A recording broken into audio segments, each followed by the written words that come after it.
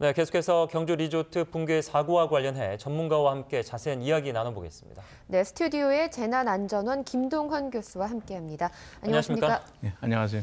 자, 간밤에 9시가 넘어서 이제 사고가 발생했는데 많은 국민들이 좀 놀랐습니다. 현재까지 사고 현황부터 좀 정리해 보도록 하죠. 예, 지난 17일 밤 경주 그 마우나 오션 리조트에 그 체육관 건물 지붕이 붕괴되어서 부산 외국어대학교 학생 115명이 매몰되었습니다.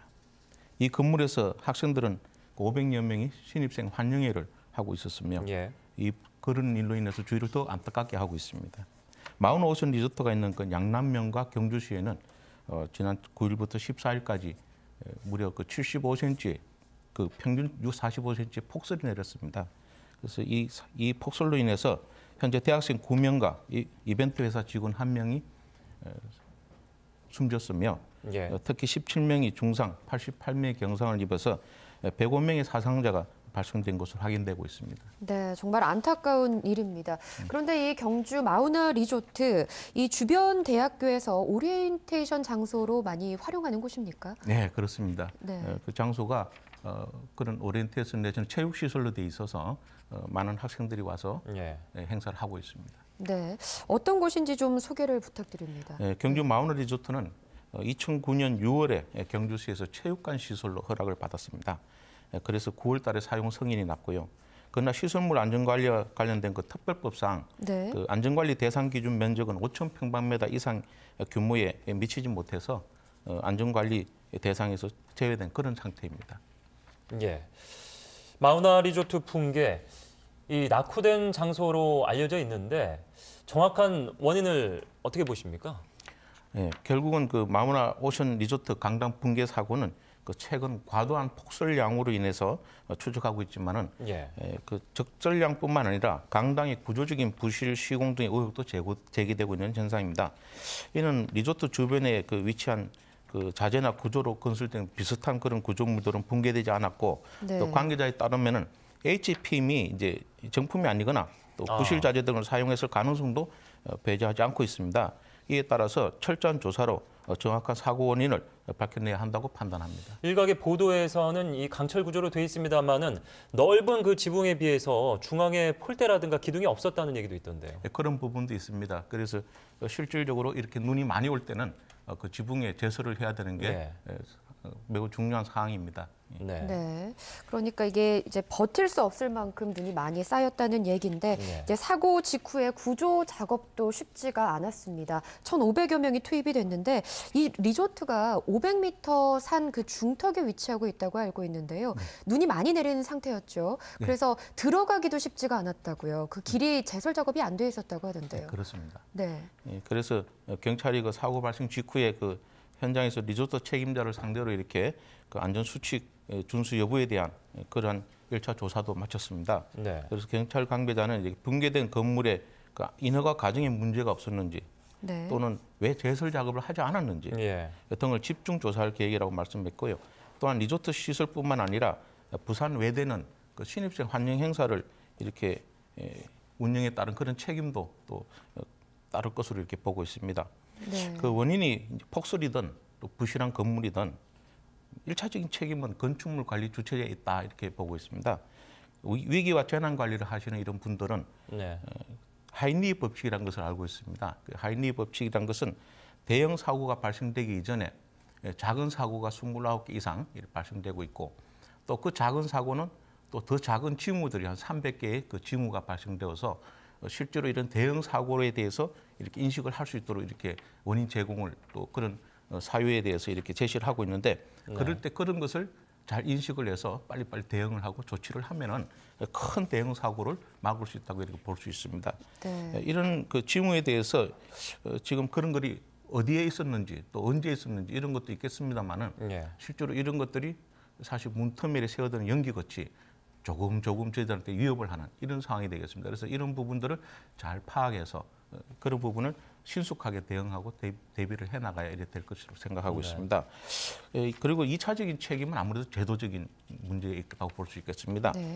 근본 이 사고를 계기로 이제 다중이용시설 또 다중밀집시설 등에 대한 법률적, 제도적 그런 재난안전 기반을 공고히 해서 다시는 이런 안타까운 사고 일어나지 않도록 하여야 하겠습니다. 부분들을 좀 정리를 해보면은 좀 인재라고도 볼 수 있을 것 같은데 앞서 이제 구조 얘기를 잠시 했었는데요. 구조 작업에는 문제가 없었습니까? 구조적으로는 실질적으로 아까 말씀하신 바와 같이 많은 인원이 이렇게 대응을 했었는데요. 특히 이 붕괴 사고를 위해서 소방관이 무려 788명, 그리고 경찰이 500여 명, 그리고 시청 직원 80명, 또 군부대도 80명 이상 이렇게 총 출동해서 1,488명의 인원이, 그리고 장비는 또 99대 장비가 동원돼서 밤샘 구조 활동을 펼쳤는데요. 안전행정부는 또 중앙재난안전대책본부를 구성 운영하고 특히 또 신속한 현장 대응과 사고 수습 위해서 중앙사고수습본부를 동시에 가동해서 사고 수습에 만전을 기하고 있습니다. 이러한 내용으로 봤을 때 실제로 구조에 대해서 최선을 다해서 하고 있다고 이렇게 볼 수 있겠습니다.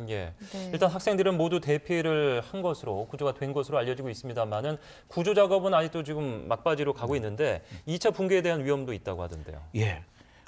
지금 45도 각도로 이렇게 기운 리조트 체육관의 외벽 이 부분이 사실 굉장히 위험한 부분인데요.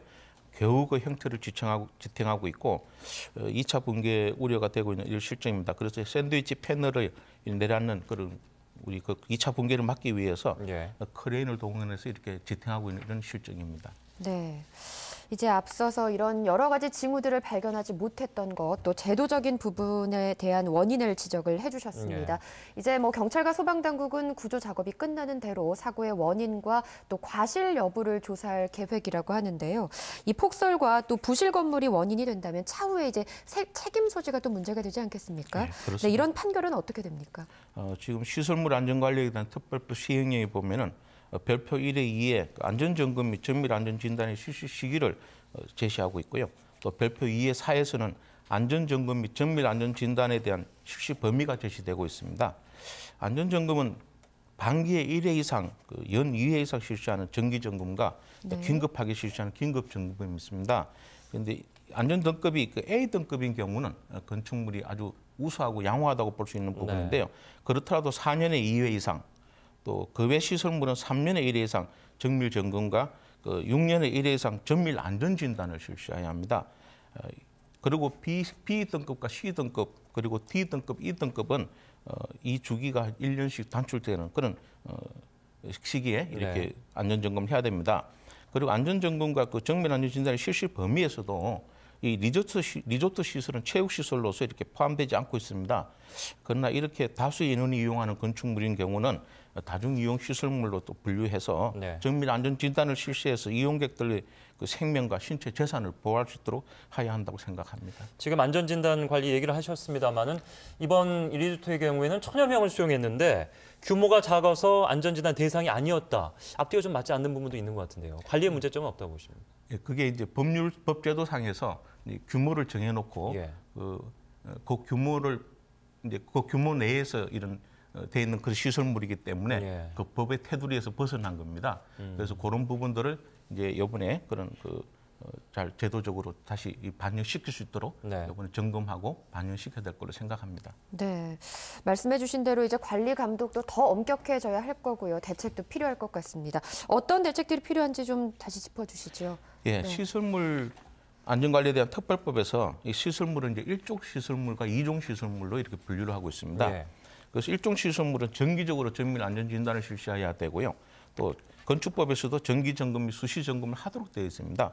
그러나 이 근본에 발생된 마우나 리조트나 또 청소년 체육 수련 시설 등 이런 시설들은 1종 시설물, 2종 시설물 어디에도 포함되지 않고 있고요. 그런 관계에서 안전점검 및 정밀 안전진단에서의 법률적 사각지대에 있다고 볼 수 있습니다. 따라서 이러한 시설들도 재난으로부터 국민의 생명과 신체, 재산을 지켜야 되는 그런 측면에서 재난 및 안전관리 기본법에 준한 재반 보호 대책이 필요하다고 봅니다. 예. 앞으로 이런 일이 없어야 될 텐데요. 끝으로 이 폭설 시 또 해빙기 건물 점검 어떻게 하는지 정리 좀 해주시죠. 예, 해빙기 시설 관리에 있어서는 그 해빙기는 그 얼었던 땅과 또는 돌이 녹는 그런 현상을 젤리 현상이라 그럽니다. 예. 그런 현상으로 인해서 붕괴 사고와 대형 사고가 많이 발생되는데 지금 현재 그런 시기로 인해서 10명의 그 사상자를 낸 2009년도 2월 성남 판교 그 흙막이 붕괴 사고가 대표적인 경위로 볼 수 있습니다. 예. 경기도 소방재난본부는 지난 3일부터 이렇게 도내 공사장, 옹벽, 그 절개지 등 총 276개소에 대한 안전점검을 실시하고 있습니다. 다른 시도 소방재난본부에 준하는 정밀 점검들을 계획하고 실시하고 있습니다. 따라서 해빙기 시설 관리는 축대, 옹벽, 어린이 놀이시설, 예. 또 절개지 등 공사장 주변을 사전에 점검 또 보수하시고 또 특히 전선의 피복, 또 연결 부위, 절연, 또 헐거워진 콘센트 이런 부분들을 잘 판단해서 또 누전 접지를 확인하도록 해야 하겠습니다. 예. 해빙기 안전사고는 예방과 예찰 그리고 점검과 대비가 안전을 보장한다고 봅니다. 네, 이런 점검과 또 대책 마련으로 다시는 이런 피해가 없어야겠습니다. 오늘의 핫이슈였습니다. 고맙습니다. 고맙습니다. 감사합니다.